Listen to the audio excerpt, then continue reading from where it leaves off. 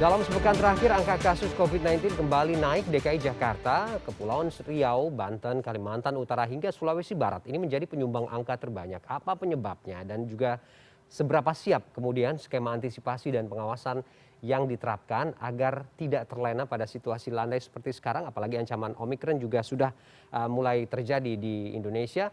Kita diskusikan lebih lanjut dengan Ketua Bidang Komunikasi Publik Satgas Penanganan COVID-19, Heri Trianto yang terhubung lewat sambungan telepon dan epidemiolog Griffith University Diki Budiman. Selamat malam Bapak-Bapak. Selamat malam Mas Adi. Ya, Pak Heri dan Pak Diki sudah tersambung ya, sudah clear ya audionya ya. Iya. Oke. Malam. Saya ke Pak Heri dulu. Pak Heri, bagaimana membaca situasi hari ini? Di beberapa provinsi begitu ya sudah terjadi lagi angka yang cukup tinggi khususnya kasus COVID-19, belum lagi juga evaluasi soal transmisi Omikron begitu ya. Tapi tentu kewaspadaan perlu ditingkatkan. Bagaimana membaca situasi ini, Pak? Ya, situasi pertama dilihat dari angka penularan ya yang paling mudah ya. Lihat situasinya sebenarnya relatif masih cukup baik gitu ya dibandingkan dengan outbreak yang terjadi di dunia di mana 1,8 juta orang tertular seperti itu. Dan kita masih bisa mempertahankan atau disebut trolling ya penularan pada tingkat yang rendah. Memang di beberapa tempat terjadi kenaikan, tetapi memang kita harus lihat tidak bisa data 1 atau 2 hari, mungkin kita akan lihat data dalam 1 minggu misalnya. Beberapa daerah seperti DKI, kemudian Kepulauan Riau mengalami kenaikan. 2 tempat itu merupakan pintu kedatangan pelaku perjalanan dari luar negeri. Jadi 2 hari yang lalu saya ke Batam, bertemu dengan gubernur, juga disampaikan bahwa angka yang di sana itu memang sebagian besar berasal dari pelaku perjalanan, terutama pekerja migran Indonesia yang dari Johor, yang setiap hari sekitar 250 menyeberang ke Batam, dan mereka kemudian terindikasi tertular ya, tertular virus. Cukup lumayan ya, selama Desember itu ada pelaku perjalanan kebanyakan PMI dari Johor itu mencapai 353 orang yang positif. Dan mereka setiap hari rata-rata 250. Memang ini ada kenaikan di sana, tetapi sebenarnya di Batam sendiri misalnya, itu kondisinya cukup bagus karena di sana vaksinasi sudah di atas 100%, 103% target bahkan. Jadi, Pak Heri, penyebabnya apa sih sebenarnya longgar begitu ya, atau bagaimana? Pengawasannya kan seharusnya sudah ready dari awal. Ya, jadi ini adalah imported case, Mas, yang kebanyakan yang terjadi dari luar negeri. Itu untuk pintu laut yang dibuka di Batam. Sementara kalau yang di DKI tentu saja tiap hari kan datang 3.000 hingga 3.500 ya pelaku perjalanan, di mana sebagian mereka juga positif, dan sudah ada 68 diantaranya yang kemudian diindikasikan sebagai varian Omikron. Ini yang kemudian harus benar-benar kita jaga agar kemudian tidak terjadi transmisi lokal. Transmisi lokal pertama kemarin juga sudah ditemukan di Pluit ya, di Pantai Indah Kapuk, di mana sepasang suami istri sekarang juga sudah diisolasi, kontak erat juga dilakukan, testing juga dilakukan, mudah-mudahan ini tidak meluas. Kira-kira seperti itu Mas Ferdi. Tetapi kalau secara umum angkanya sih sebenarnya relatif stabil ya, penularan harian dalam 3 hari terakhir ini misalnya kayak gitu. Jadi baik. Tetapi kewaspadaan memang benar Mas Ferdi, harus benar-benar kita persiapkan situasinya, dan kita memang tidak main-main untuk memastikan transmisi ini tidak meluas. Baik Pak Heri, saya ke Pak Diki. Walaupun kemudian evaluasinya secara umum tidak ada kenaikan yang signifikan, tapi satu kasus ini bisa menjadi persoalan begitu ya, karena dengan varian baru yang sekarang Omikron ini secara eksponensial angkanya bisa bertambah dengan cepat begitu. Bagaimana melihat situasi hari ini Pak Diki dengan yang tadi disampaikan oleh Pak Heri? Ya, tentu ya karena posisi kita sudah jauh lebih baik dibanding ketika Delta ya dengan tadi masalah vaksinasi. Namun yang menjadi masalah saat ini kita tidak bisa hanya mengandalkan vaksinasi jelas dan memang strategi kita juga harus sangat berubah lebih kuat dan karena yang kita hadapi ini bukan hanya Delta sekarang tapi Omikron yang jauh lebih efektif dalam menularkan.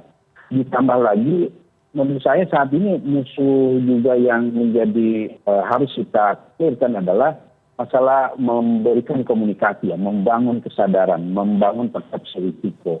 Karena kadung di awal-awal Omikron ini ada bicara atau berita yang tersebar adalah bahwa ini ringan atau tidak bergejala atau mild. Nah ini berbahaya ya dalam artian betul mild, tapi semua varian itu mild, 80% mild. Dan yang menjadi masalah saat ini adalah kenapa kita, tadi Pak Mayan sudah sampaikan juga, kita harus sangat waspada. Nah ini yang harus diketahui oleh semua pihak, semua stakeholder. Karena saya melihat ini masih ada yang merasa, wah ini nggak berbahaya. Karena faktanya kematian anak saja ini meningkat jauh dibandingkan bahkan selama pandemi ini, bulan ini saja ini sudah lebih serius secara global. Nah ini ada hubungannya ke Omikron. Dan ini artinya mild ini nggak mild yang kita bayangkan. Ini mild yang berbahaya. Dan jumlah kasus infeksi saat ini memecahkan rekor semuanya. Dunia memecahkan rekor sejak 2 tahun. Masuk tahun ketiga atau 2022 ini pecah rekor, bukannya menurun tapi pecah rekor. Kemudian banyak negara termasuk di sini di Australia, di tempat saya sini di Queensland biasanya kasusnya 0, 1 bulan itu paling 1, 2. Sekarang 2.000 sehari, 2.000. Nah ini artinya Omikron ini tidak bisa. Dan betul Mas Wali bahwa ini pertumbuhan yang sifatnya eksponensial. Pertumbuhan eksponensial itu sulit sekali dikendalikan. Namun berita baiknya sekali lagi, kita sudah tahu nih toolsnya. Vaksinasi, kemudian 3T, 5M. Tapi 3 ini ya tidak bisa tidak harus jauh lebih kuat dibanding ketika Delta. Kalau bicara vaksinasi memang kita sudah bagus, tapi di Jawa Baru banyaknya. Nah ini yang harus ditingkatkan. Apalagi cakupan untuk lansia dan juga kelompok yang berisiko tinggi, termasuk anak-anak. Ini anak-anak harus segera. Nah kemudian juga di masalah 3T, kemampuan deteksi kita walaupun sudah jauh meningkat memang dan kita sudah jauh bisa mendeteksi kasus-kasus yang di pintu masuk ya, termasuk laut ataupun udara. Namun kita harus sadari bahwa begitu efeknya Omikron ini sehingga deteksi di masyarakat ini harus ditingkatkan kemampuan kita. Dan itulah sebabnya jangan kaget kalau kasus-kasus lebih meningkat pada daerah-daerah yang memang bagus, seperti Jakarta atau KP ini termasuk yang bagus untuk deteksinya. Kan kita lihat dari sebelumnya juga.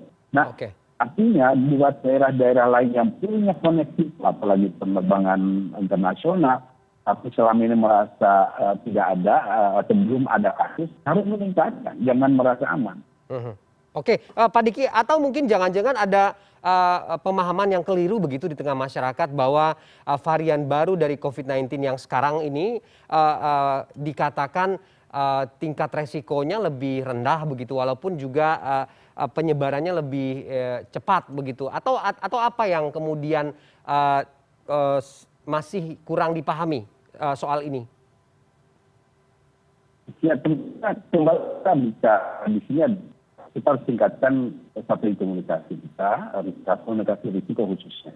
Karena faktanya ya Omikron ini walaupun betul dia secara keparahan 25% atau bahkan setengah dari Delta, tapi ingat bahwa itu baru ditunjukkan pada karena infeksi di parunya itu kurang dibandingkan Delta. Tapi infeksi di organ lain itu sama. infeksi di organ lain, dan itulah sebabnya potensi long COVID-nya itu sama itu.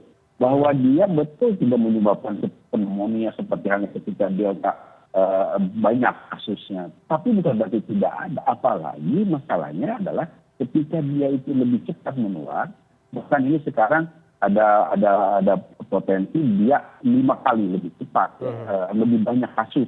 Kalau misalnya Delta menimbulkan 100, ini dia bisa 500. Nah dari 500 ini, proporsi kematian kan sama dengan Delta. Proporsi yang di ICU juga sama dengan Delta, katakanlah 5%. Nah ini yang akan bisa berpotensi menyebabkan beban di fasilitas kesehatan.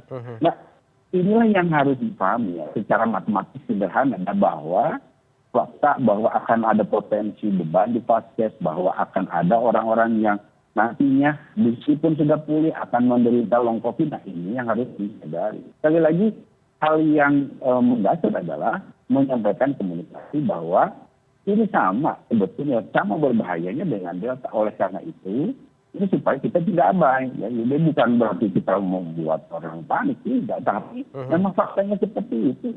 Dan saat ini sekali lagi, yang terjadi di dunia menunjukkan bahwa apa yang dikhawatirkan di awal ini sebetulnya semakin bertambah ya. Bahwa Omikron ini bahkan berpotensi kan dia berjalan seiringan atau beriringan dengan Delta. Jadi ya Delta ada terus menjadi masalah, kemudian juga Omikron. Nah ini yang artinya kita menghadapi dua musuh yang harus kita antisipasi dengan strategi yang diperkuat. Bicara strategi diperkuat itu maksudnya misalnya kalau bicara masker, ya sekarang saya harus sampaikan maskernya harus yang berkualitas tinggi seperti N95.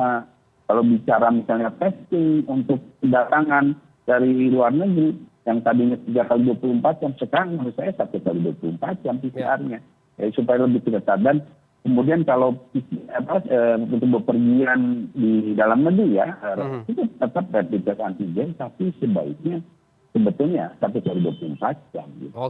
Artinya pada hari bahkan untuk hal-hal lain seperti misalnya untuk kapasitas dan lain sebagainya, saya kira kita harus semakin memperketat itu. Nah ini di tengah fakta bahwa saat ini memang dengan PPKM kita sudah memang relatif berhasil. Namun sekali lagi penguatan ini penting. Dan sekali lagi untuk itu perlu dukungan masyarakat. Antara lain ya menyampaikan apa adanya. Sekali lagi berita baik kita sampaikan, tapi bahwa ada potensi perburukan, ada berita buruk itu ya itu sampaikan apa adanya, tidak dilebih-lebihkan. Ini yang saya kira harus disampaikan. Oke, baik, saya ke Pak Heri. Pak Heri, bagaimana kemudian potensi lain yang saat ini kita hadapi adalah arus balik masyarakat yang kemarin sempat liburan ke luar negeri begitu ya, ke beberapa daerah yang juga diindikasi menjadi epicentrum varian Omikron juga. Nah, apa kemudian skema yang disiapkan? Tapi nanti dijawabnya Pak, kita break dulu sejenak. CNN Indonesia News akan segera kembali usai jeda.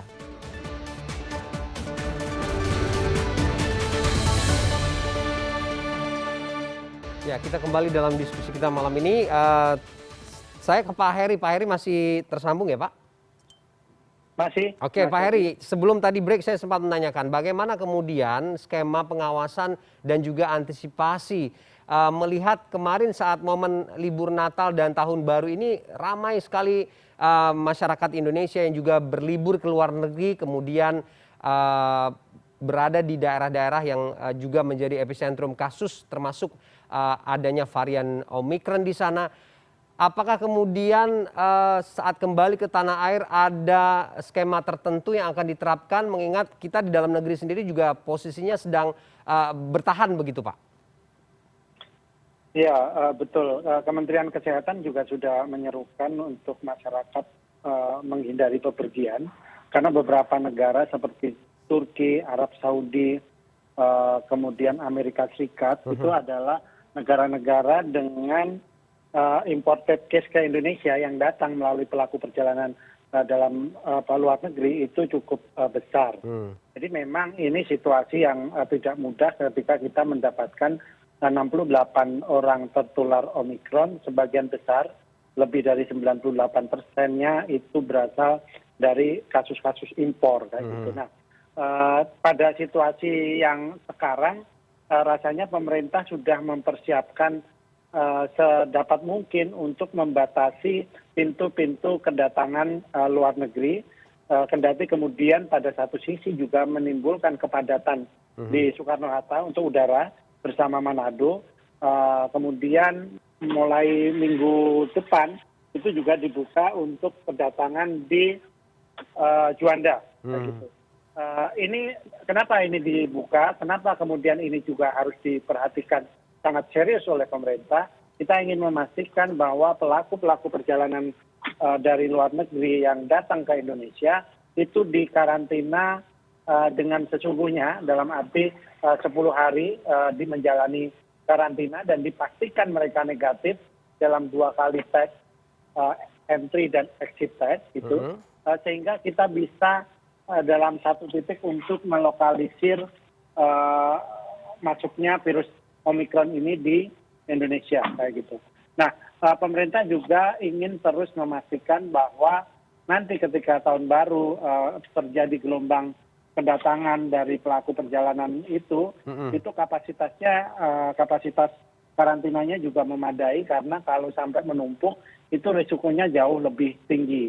Makanya kemudian kemarin kita juga memastikan di Batam sebagai jalur kedatangan melalui laut, kemudian di Soekarno-Hatta hari-hari ini rasanya cukup memadai tempat untuk karantina. Dan satu lagi di Manado juga dipersiapkan sedapat mungkin tempat karantina ini lebih mudah diakses, dan kemudian SOP untuk memisahkan mereka ketika datang di bandara kemudian sampai ke tempat karantina itu benar-benar dengan protokol kesehatan yang sangat ketat, sehingga ketika ada di antara mereka yang tertular oleh Omikron itu kemudian bisa diisolasi dengan cepat tanpa harus tertular kepada, seperti dikatakan Kang Diki juga tadi, bahwa situasinya sekarang juga tidak bisa dikatakan biasa-biasa saja, karena bahayanya juga cukup mengancam ketika di tingkat dunia kita penularan harian itu di titik tertinggi, dan kebanyakan negara-negara Eropa itu sedang kewalahan menghadapi pertumbuhan kasus penularan. Nah, kita bagaimana dengan kita harus bersiap-siap, tidak boleh euforia juga, tidak boleh jumawa, bahwa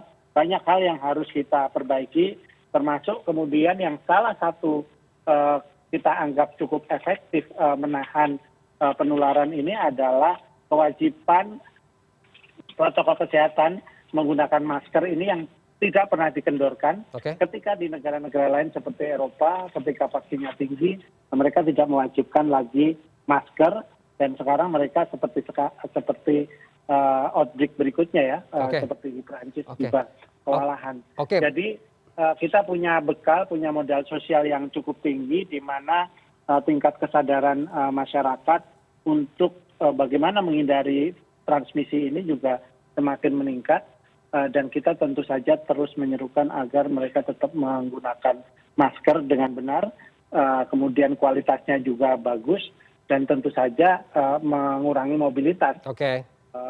Ini memang tidak mudah, tetapi ya kita juga tidak bosan-bosan untuk terus mengatakan ini, karena sejauh ini memang terlalu banyak hal yang belum kita ketahui tentang pandemi ini. Oke, baik. Saya ke Pak Diki. Pak Diki, seperti yang disampaikan Pak Heri tadi, modal sosial saja, kesadaran saja di masyarakat tentu belum cukup begitu ya, karena upaya yang sudah kita upayakan sampai hari ini tentu tidak akan bisa disia-siakan saja kalau kemudian skema SOP pengawasan di pusat dan di daerah atau di beberapa wilayah yang angkanya sekarang naik ini akan berbeda begitu. Apakah kemudian ada upaya-upaya tertentu yang masih bisa dilakukan, Pak Diki? Ya, saya sangat penting ya memastikan bahwa kasus yang terdeteksi, kalau terutama yang di dalam ya, tapi kasus kemarin terdeteksi di komunitas atau kasus lokal ini dituntaskan tracing ini sangat penting.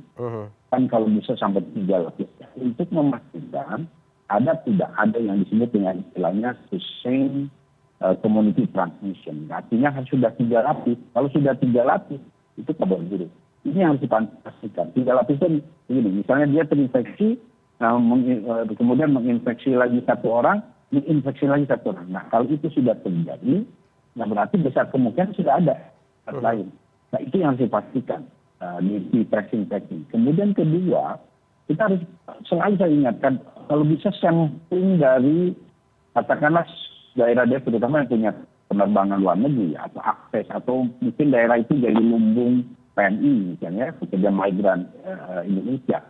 Itu sampel darah yang PCR positif itu sebulan terakhir aja, disampling aja di whole genome sequencing. Mana ada nggak Omicron? Kalau ada, nah itu yang akan harus kita lakukan. Sebenarnya yang akan menentukannya adalah pemberian segera booster pada kelompok berisiko. Karena kita harus mencegah dampak yang terjadi seperti di Amerika ataupun di Eropa yang akhirnya merambah pada kelompok yang rawan ini, baik dari sisi pekerjaan maupun dari sisi kondisi tubuh seperti lansia. Kedua, pemberian vaksinasi pada anak-anak disegerakan. Ini yang terjadi sekarang di Eropa, Amerika termasuk di sini di Australia. Penderitaan meningkat dan kematian meningkat di Eropa dan Amerika. Nah, itu karena apa? Karena anak-anak banyak yang belum vaksin. Nah, ini yang harus dikejar, dilakukan. Memang berat, tapi dengan dukungan semua, terutama sekali lagi ini disampaikan pada publik. Juga mereka akhirnya segera. Dan termasuk ini masalah pelaku perjalanan. Saya setuju dengan sampaikan Bang Heri tadi bahwa begini. Kita memang dalam kondisi saat ini sulit ya mencegah orang, apalagi sudah booking dan karena apa? Karena secara data epidemiologi memang belum mengharuskan kita untuk menutup jalur penerbangan terutama dalam negeri. Nah, namun untuk meminimalisir itu, saya sarankan lagi pakailah masker N95. Penting. Karena kalau bisa beli, ya usahakan bisa beli juga masker yang baik. Karena bagaimanapun ini adalah penyakit yang efektif menular melalui udara. Nah, artinya kita harus pastikan proteksi supaya itu tidak bisa memiliki kemungkinan kecil menghirup udara yang tercemar virus ini. Nah, salah satunya terutama dari masker. Dan selain itu, ya jaga jarak dan juga hindari kerumunan keramaian. Nah, ini yang untuk para pelaku perjalanan menjadi sangat penting. Sekali lagi, pesan penting dari Omicron ini adalah mereka ini ditularkan melalui para pelaku perjalanan. Omicron ini menyebar di dunia, itu kan yang terjadi orang-orang sudah vaksin penuh. Ini yang membuat kenapa Omicron ini berbahaya. Karena dia bisa menyebar di antara orang yang sudah divaksin. Apalagi yang belum divaksin. Akan sangat serius. Nah, ini yang membedakan dia dengan Delta. Gitu. Jadi makanya ini betul sangat serius. Sehingga kita harus segera merubah ya pola strategi kita, termasuk juga masyarakat menyadari walaupun Anda atau masyarakat sudah divaksinasi di lengkap, jangan merasa aman. Lakukan sekali lagi masker. Di sini pun ya sekali lagi di Australia hanya di Queensland ini yang relatif sangat sedikit di dalam masker, sehingga tidak terlalu banyak ledakan untuk ke fasilitas kesehatan. Sekali lagi, keduanya adalah vaksinasi menjadi penting ya. Dan apapun alasannya, tidak ada alasan untuk milih vaksin. Pokoknya lakukan segera vaksin. Vaksinasi. Oke, baik. Saya ke Pak Heri. Pak Heri, ini penting kemudian apa yang disampaikan Pak Diki harus digarisbawahi, menyamakan persepsinya mungkin yang butuh upaya tertentu begitu ya, sembari juga menyiapkan amunisi dan pertahanan di dalam negeri, mungkin kemudian Vaskes yang juga harus siap begitu ya, Nakes yang juga harus siap dan sarana lain begitu, kemudian kasus ini tidak terkendali begitu, kita diharapkan begitu. Ini seberapa siap? Ya, di tingkat hilir tentu saja kita harus bersiap-siap dengan segala kemungkinan. Itu kemudian yang menjelaskan kenapa di Rumah Sakit Darurat Atlet Kemayoran saat ini juga bersiaga ya. Ada 1.900 tenaga kesehatan yang ada di sana pun ketika hanya ada sekitar ratusan ya, di bawah 500 pasien yang sedang dirawat di sana gitu. Di tempat-tempat lain, di fasilitas kesehatan lain di sejumlah provinsi sejauh ini juga sedang mempersiapkan diri, tetap siaga gitu ya di hilir. Tetapi apapun sebenarnya yang dilakukan di tingkat hilir ini ya tidak akan pernah cukup jika kemudian kita tidak bersama-sama bersiap-siap di sektor hulunya. Dalam hal ini kemudian mempersiapkan masyarakat itu untuk tetap waspada, tidak kendor dengan protokol kesehatan. Kemudian mereka juga harus tahu tadi yang disampaikan Kang Diki untuk menyamakan persepsi tentang pandemi ini yang memang belum selesai.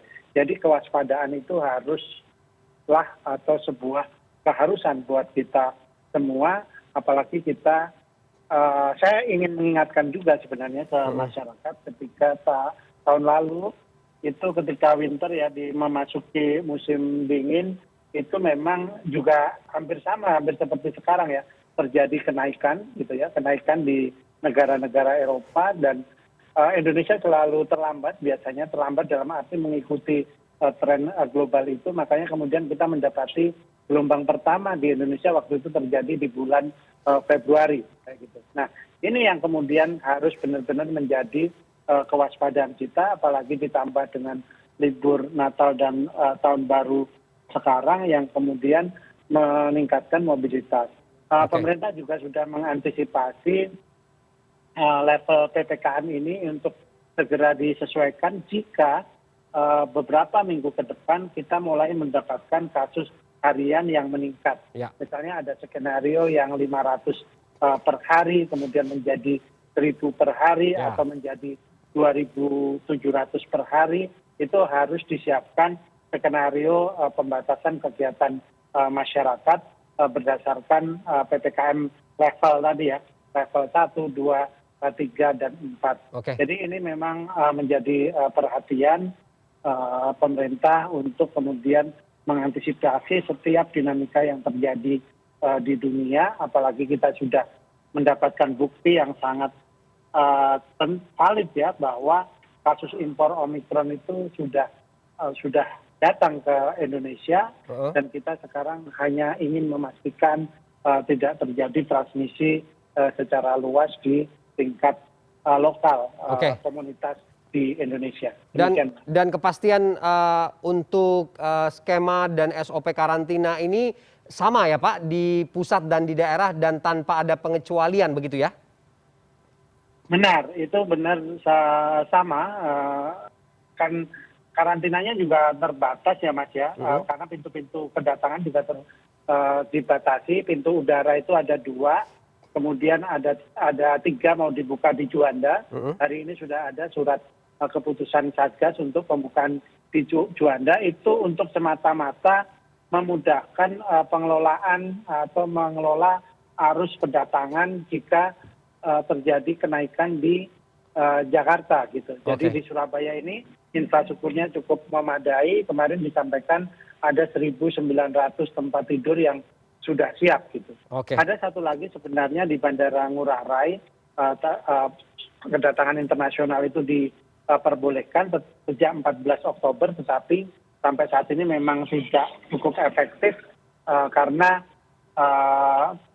itu memang diperuntukkan untuk pariwisata. Jadi belum ada kedatangan pesawat dari luar negeri ke Denpasar. Jadi ini yang memang harus kita antisipasi benar-benar, apalagi nanti di minggu pertama tahun ini rasanya sih saudara-saudara kita yang sudah kita himbau untuk tidak bepergian ke luar negeri itu akan kembali dan mereka memerlukan karantina dan mereka harus dipastikan dikarantina dengan waktu yang cukup 10 hari hingga 14 hari sesuai negara asal kedatangannya. Oke, baik. Tidak ada alasan lagi untuk terlena dengan situasi landai seperti sekarang. Semua persiapan dan kewaspadaan sudah ditingkatkan. Rekomendasi dari seluruh pihak termasuk masyarakat itu sendiri juga sudah sering kali diimbau begitu ya untuk tetap waspada. Bukan berarti harus ketakutan begitu ya. Kita lihat nanti bagaimana kerja cepat dan antisipasi ini berlaku di tengah